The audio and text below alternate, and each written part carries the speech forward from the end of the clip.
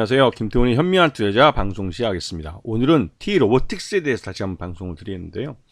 이전에 그 T-로보틱스에 대해서 올 상반기쯤에 한번 방송한 게 있으니까 이 회사의 기본적인 사업 내용에 대해서는 그때 방송을 좀 참고하시고요. 저는 그 이후에 변동된 사항들에 대해서 좀 설명을 드리겠습니다.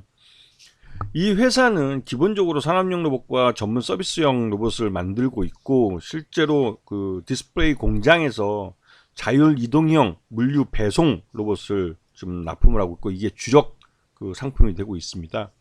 하지만 아직까지 이 회사가 T-로보틱스가 제조하고 있는 로봇에 대해서는 이 대중화가 안 되고, 사용하는 데 있어서 이 어떤 규제나 이런 것들 때문에 또 이 특수한 스마트 팩토리 공장 내에서만 사용이 제한되고 있습니다.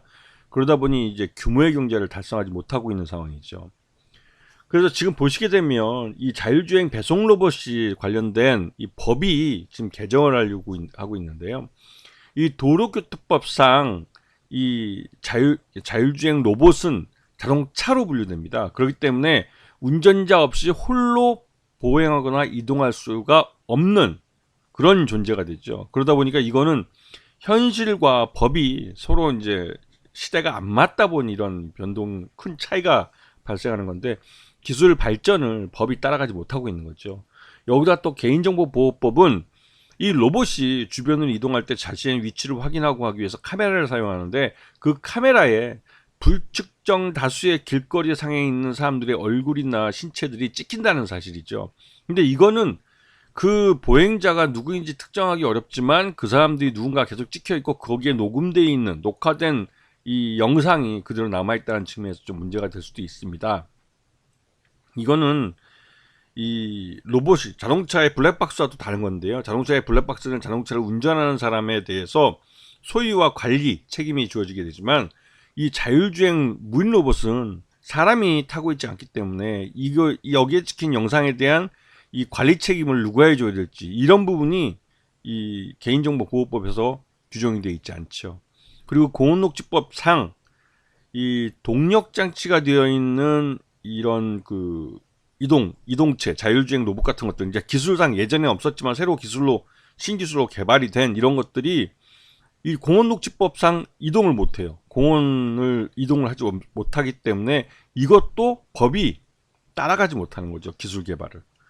그래서 이런 것들이 이번에 이제 국회에서 계류돼 있고, 이런 부분에 대해서 이제 국회에서 법이 개정이 되면 T-로보틱스는 자율주행 로봇을 본격적으로 만들 가능성이 큽니다. 왜냐면 관련 기술을 이미 갖고 있고, 스마트 팩토리라는 한정된 공간에서 이미 자율주행 로봇이 사용되고 있기 때문에 그렇습니다. 지금 보시게 되면 이 회사가 하고 있는 이 로봇은 다양한 분야, 제조용 로봇뿐만 아니라 모듈이나 물류 로봇, 전문 서비스 로봇, 개인 서비스용 로봇, 이런 것들 다양하게 만들고 있고, 진공 이송 모듈이나 진공 로봇 같은 경우는 디스플레이 공장에서 이미 사용되고 있고 여기서 자율주행을 하고 있습니다. 그렇기 때문에 물론 이건 한정된 공간에서 하는 거기 때문에 완전한 의미에서의 그 자율주행은 아니죠. 그리고 자율주행 물류 로봇을 2차전지 공장에다가 내부에 설치해서 이동하면서 물건을 이송해 줄 수 있도록 사용하려고 하고 있고, 이거는 미국 SK온 공장의 한 개 라인에 이미 계약을 통해서 납품하기로 되어 있습니다. 그래서 이쪽도 이 SK온 공장이 정상적으로만 잘만 되면 최대한 1조 원 정도 매출할 수 있기 때문에 이 T-로보틱스의 실적을 확실히 개선시켜 주면서 규모의 경제를 달성해 줄 수 있는 그런 아이템으로 이용되고 있습니다. 지금 현재 9월 달까지 이제 3분기 실적을 보시게 되면 그 매출 외형은 많이 꺾인 모습을 볼 수 있죠. 그만큼 이 2023년 들어와서 로봇 쪽에 투자가 좀 이연된 측면이 있습니다. 이거는 작년에 이 기준금리가 오르면서 올해 이 투자 예산이 많이 삭감된 것들이 있죠. 그런 부분들이 시장에서 이제 실적으로 숫자를 찍게 되는 거고, 여기다가 8월 달에 이제 이 전환사채에 대해서 이제 현재의 주가와 전환 가격의 차이, 이것들을 파생금융 상품에서 반영을 하는 바람에 이 회계상 손실이 이렇게 크게 난 겁니다. 이거는 실제 현금이 외부로 유출된 게 아니라 전환사채 때문에 발생한 파생금융 상품 손실입니다. 손실평가 손실이고, 이게 이제 회계에 반영이 된 것뿐이죠.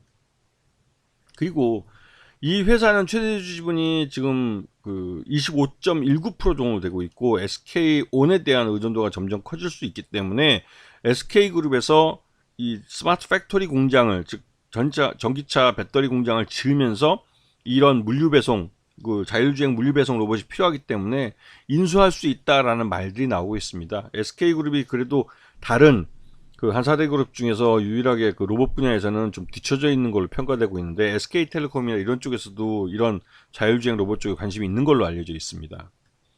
자, 그리고 이거는 지난번 그 SK온에서 이 수주를 했다는 건데요. 한 개 라인을 수주한 거고 향후 이 미국 내 공장이 최대 30개 라인으로 만들어질 가능성이 크기 때문에 이 모든 라인에 물류 배송 로봇을 넣을 경우 약 1조 원 정도의 매출이 가능할 거라는 추정이 나오고 있습니다. 그리고 이거 앞에서 설명드렸던 파생금융 상품 평가 손실 때문에 요번에 실적이 좀 나쁘게 나온 거죠. 그래서 지금 보시게 되면 이 8월 달에 이 평가 손실 때문에 그 오히려 4분기 때 실적이 꺾여버린 걸 볼 수 있습니다. 왜냐면 적자가 아주 크게 발생하니까 그거에 대한 주가 반영이 이루어지는 것이죠.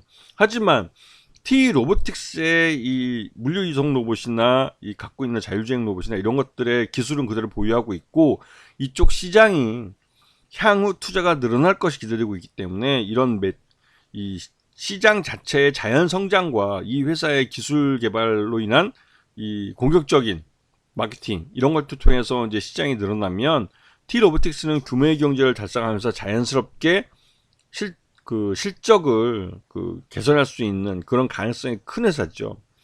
다른 그 재벌 대기업에 인수되지 않고 유일하게 아직까지는 독자적인 경영을 하고 있는 회사 중에 한 곳이기 때문에 항상 T-로보틱스는 M&A에 대한 기대감이 있는 종목이라고 볼 수 있습니다. 이런 부분을 염두에 두시고 T-로보틱스를 보시는 게 향후 주가 변동에서 뭔가 좀 나의 투자 포지션을 잡는 데 유리할 수 있다는 생각이 듭니다. 자, 오늘 방송 여기서 마치겠습니다. 감사합니다.